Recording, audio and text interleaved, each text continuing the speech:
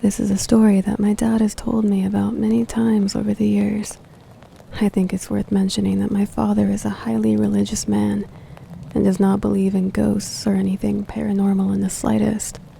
Nothing seems to spook him either, but he still swears up and down that he felt something unnatural that night that scared the hell out of him, even by mentioning it on the rare occasion. Back in the late 80s, he and a few friends would regularly hike over the waterfall and creek bed behind our farm and would follow the trails up until they eventually met the frontmost road off of the interstate. One night, they decided to take a different route to go around the backside of another farmer's land, mostly to see the animals because they owned emus and other large pets that weren't common in the local area. Supposedly, after leaving the area and continuing into the woods, at night out of all times, they managed to stumble upon what is described by all 5 men, even 20 years later, as a Blair Witch look-alike house. It was a very, very old home, and my dad claims that just looking at it gave him this ominous feeling. But of course, they had to go inside and check it out. Inside the house was a vintage cottage-style home that was probably built in the late 40s or early 50s, and the group was instantly met with writing and symbols in strange Latin-like languages. There were a few English graffiti pieces that quoted a supposed ritual with certain pieces describing how to sacrifice a human soul, supposedly to some demonic deity. My father still claims to this day that certain symbols were painted on the walls in blood, while others were clearly spray paint. I find it easier to believe because he also worked as a firefighter for years before this happened, and unfortunately had the experience to know the difference between the two. Past a small living and kitchen area was a stairwell that was so small that their shoulders would physically brush either side of the wall as they ascended.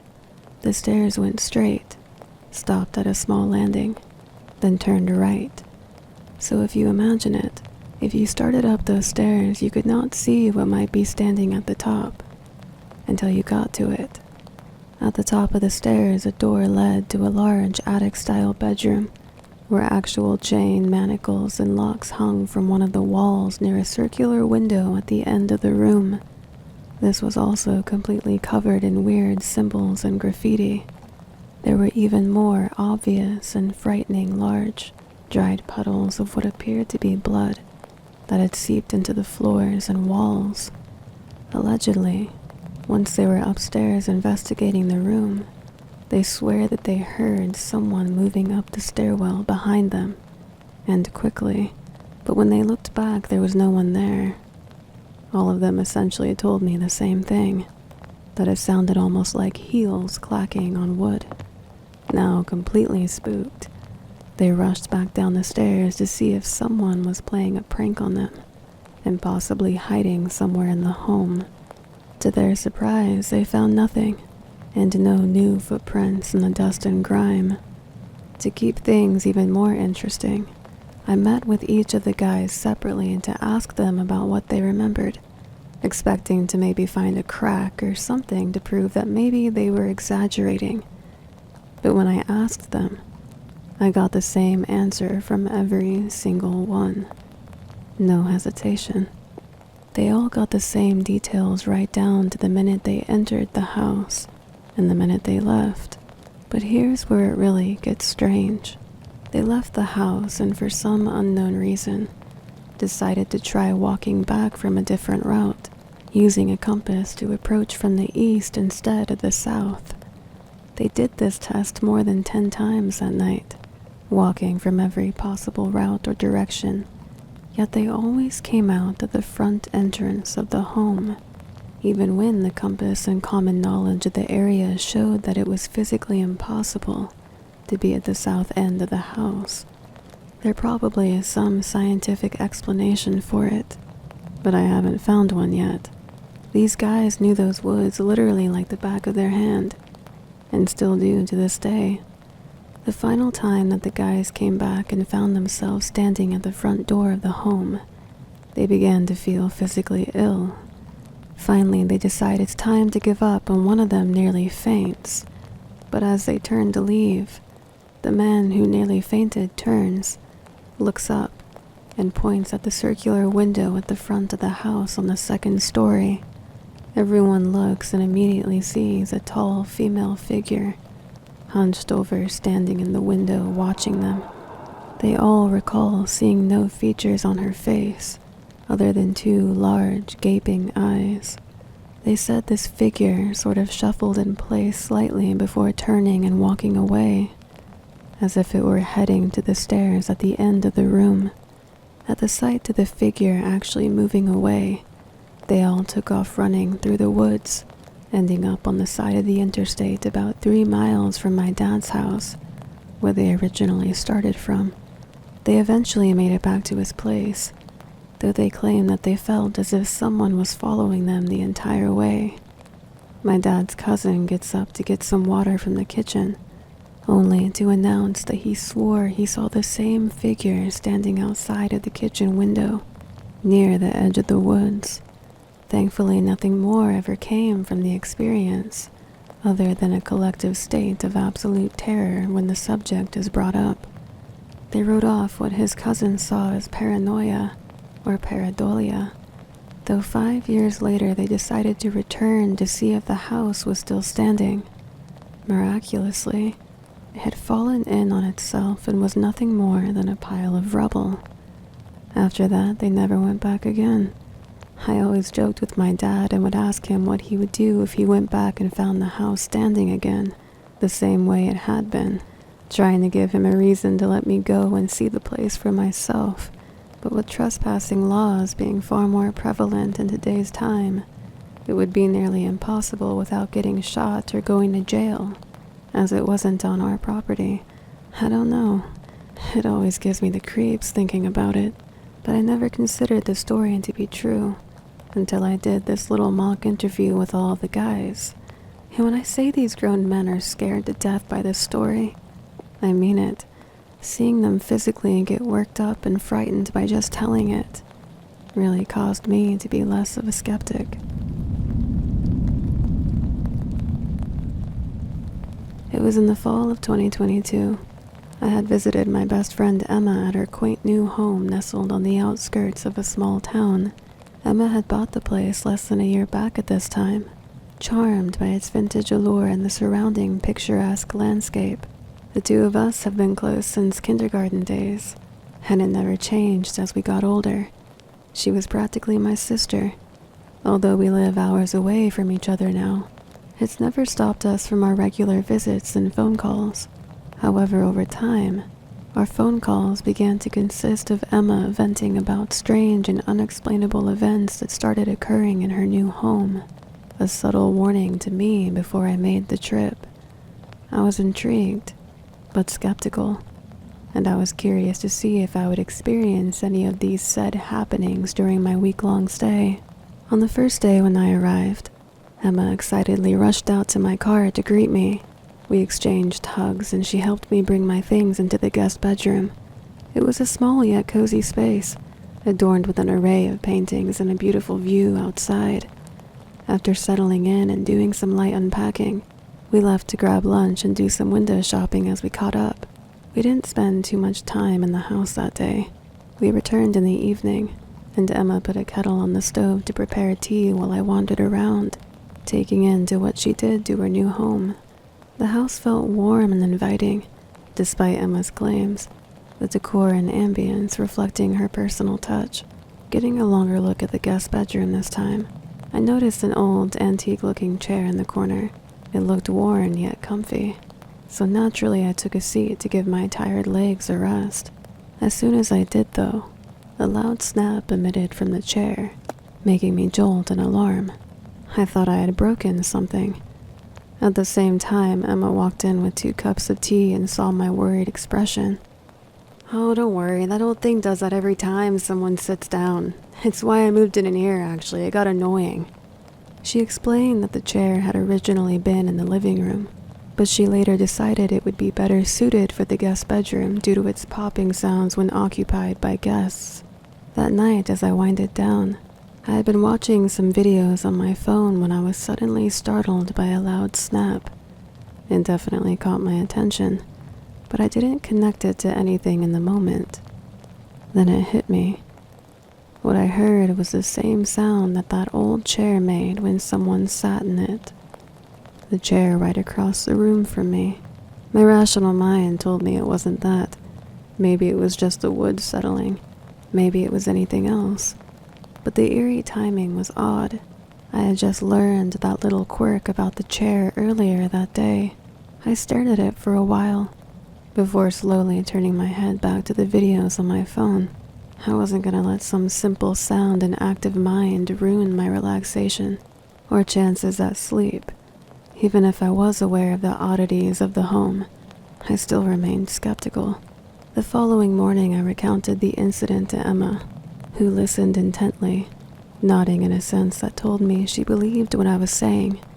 As we sat in the dining room having our coffee, she spoke in a hushed tone about some of the things she's heard. Subtle knocks. Sometimes what she thinks are footsteps. And little things being out of place. She even claims she saw a glimpse of something turning the corner before vanishing into one of the rooms. I thought that all might be a bit exaggerated, but imagining it was a bit disturbing. I believe it was the third day when I was at the house alone. Emma had stepped out to grab some items for dinner that night, and I stayed behind to shower and get a light load of laundry done. As I folded my clothes in the laundry nook, I felt a cold spot move past me, an icy breeze that defied the sunny day outside. I sort of assessed it for a moment, before heading to the bathroom and locking the door behind me. I had just turned on the water to take my shower, when I heard a crash and Emma's voice. The knob squeaked faintly as I quickly turned the water back off. I recall not being able to understand what she said, but her tone sounded stressed. I figured maybe she needed help bringing in the items, so I wrapped myself in a towel and cracked open the bathroom door. "Emma? Is everything okay? You need some help?" I called out, but there was no reply. I opened the door more as I scanned the living room and peeked around the corner toward the dining room and kitchen. Emma wasn't home. Feeling off-put, I was just about to duck back into the bathroom and shut the door when I felt what I can only describe as someone blowing air into my ear. It was subtle, but there was enough force for it to move my hair, and the air was chilled. I slammed the bathroom door shut, locking it as I tried to collect myself. That was the first event that actually induced some fear in me. I quickly dressed and darted across the living room as I made my way out the front door. I sat on the outside deck as I waited for Emma, meanwhile trying to come up with an explanation for myself. When Emma did return a bit later, I subtly explained to her what had happened as we prepped dinner. Her expression looked perplexed, and she went on to tell me that she's never physically felt anything. I was still a bit shaken up since that afternoon, and I knew Emma could tell. She tried to reassure me, telling me that as unsettling as the events can be, she feels that whatever it is benign and doesn't mean any harm. But on the other hand, I started to feel like I was being targeted. That night I was a bit unsettled, but repeated to myself that it was nothing to get worked up over anyway. I left the bedside lamp on, which bathed my corner of the room in a soft and comforting glow. I then plugged in my phone to charge and opened up one of my audiobooks to play in the background on low volume. It wasn't before long that my eyes got heavy, and I drifted off to sleep. It had to have been late in the night when I awoke, and noticed I couldn't move. I no longer heard my audiobook in the background, and the bedside lamp was now off. The room was shrouded in a dark blanket, only highlighted by subtle hints of moonlight which crept through my window. Then I felt it, a weight slowly lifting off the side of the bed, as if someone had been sitting next to me and was now leaving. The imprint in the mattress slowly rising. As my eyes flew around the room in panic, still unable to move, I could see nothing. I could hear nothing. Not until about a minute later, when the painful silence was broken by a distinct pop coming from the old chairs that protested something's weight. My pulse was echoing in my head, but I could slowly move again. I still felt like gravity was pinning me down, as if I was on a different planet, a different plane in between dimensions. I sat up and flipped on the lamp again as I reached for my phone. Dead. I looked down into the space between the wall and the bed, noticing my charger had been unplugged. I then snapped my focus to the old chair in the corner and froze. I hated to do it, but I started yelling for Emma, who eventually burst into my room to check in on me. I told her everything, and with a horrified look, she insisted we sleep in the same proximity for the rest of my stay. My visit in Emma's house was an eye-opening experience. I guess you don't really believe in the paranormal until you're not given a choice. The last couple days of my visit were pretty calm at the house, except for a couple noises here and there, which always seemed to make Emma and I stop and exchange looks. I couldn't tell you what seemed to provoke the events into happening. Maybe it was merely the fact that I arrived feeling so confident and skeptical about not experiencing anything. Maybe whatever this was just needed to prove itself, to let me know that it's there. I never really believed much in ghosts. Not even a flicker of fear ran through me at the mention of haunted places. So when I volunteered to help with the backdrop for a community theater's upcoming play, the rumors of it being haunted didn't deter me. After all, it was just an old building with creaky floorboards and drafty corridors. And I swear, every old theater is claimed to be haunted by the actors and techs. Same old song. I would often be there in the late evenings until it bled into the dead of night. As I toiled away on the paintings, I had already spent a handful of nights like this working on it previously. The solitude of the empty theater felt more comforting to me than eerie. I guess I have a thing for dark atmospheres, and I relished the haunting and historic undertones of the place, the only sound being the scratch of my brush against the canvas. But that night, as the clock approached midnight and I was preparing to leave, an unsettling feeling suddenly washed over me. The hairs on the back of my neck prickled as I tidied up my supplies, and I had that weird feeling of being watched, the undeniable feeling. I was ready to go home nonetheless, and I had balled up the painting tape I had used and tossed it aside, intending to discard it on my way out. Yet, to my horror, the same wad of tape flew right back at me with an unnerving force, as though something unseen had hurled it back with malice. I froze. I was confused, and the overall calm state I was in suddenly faded. Even now, miles down the road, my rational mind still struggles to comprehend it. If I'd heard a strange sound, seen a light flicker, or practically anything else, I could easily start to pick apart logical explanations. But to have something so obviously thrown at me, fear started to seize me as I tried to play it cool, but I hastily turned to leave, my footsteps echoing through the empty corridors as I moved toward the exit. I slipped through the doors and into the cool night air, taking a deep breath as I pulled myself back together. Oddly enough, my hands were trembling as I reached for my car keys, and I had to keep telling myself that night to snap out of it. It was more than just the experience. It was as if something injected pure panic into my veins.